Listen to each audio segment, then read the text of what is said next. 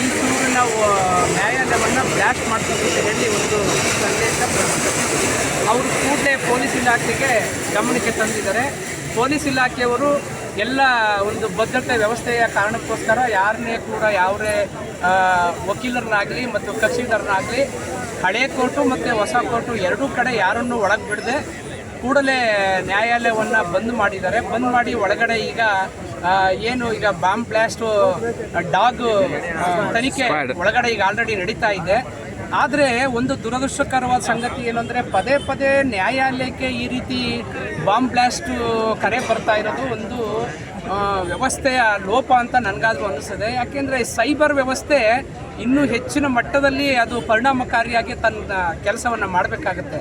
ಈಗೇನು ಯಾವ ಮೊಬೈಲಿಂದ ಯಾರ ಮೊಬೈಲ್ಗೆ ಬತ್ತು ಅನ್ನೋದು ಸೈಬರ್ ವ್ಯವಸ್ಥೆಯಲ್ಲಿ ವಿತಿನ್ ಫ್ರ್ಯಾಕ್ಷನ್ ಆಫ್ ಸೆಕೆಂಡಲ್ಲೇ ಅದು ಐಡೆಂಟಿಫೈ ಆಗುವಂಥ ಒಂದು ವ್ಯವಸ್ಥೆಯನ್ನು ಮಾಡಬೇಕಾಗುತ್ತೆ.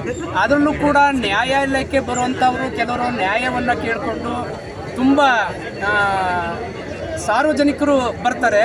ಇಲ್ಲಿ ಏನಾಗುತ್ತೆ ಅಂದರೆ ಕೆಲವು ಕೇಸ್ಗಳಲ್ಲಿ ಅಪರಾಧಿಗಳು ನಿರಪರಾಧಿಗಳು ಎರಡೂ ವರ್ಗದವರು ಕೂಡ ಇಲ್ಲಿ ನ್ಯಾಯಾಲಯಕ್ಕೆ ಬರ್ತಾರೆ ಮತ್ತು ಇಲ್ಲಿ ನ್ಯಾಯಾಧೀಶರು ಮತ್ತು ವಕೀಲರು ಕೂಡ ಇಲ್ಲಿ ಇರ್ತಾರೆ.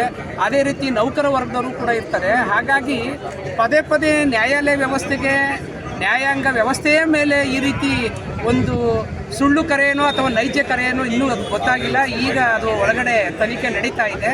ಆದರೆ ಇನ್ನು ಮುಂದೆ ಈ ರೀತಿ ಕರೆಗಳನ್ನು ಬರದೇ ಇರೋ ಥರ ಒಂದು ತಡೆಗಟ್ಟುವಂಥ ಪರಿಣಾಮಕಾರಿ ವ್ಯವಸ್ಥೆಯನ್ನು ಸೈಬರ್ ವ್ಯವಸ್ಥೆ ಮಾಡಬೇಕು ಅಂತ ನಮ್ಮ ಒಂದು ಮನವಿ, ಒಂದು ಕಳಕಳಿ.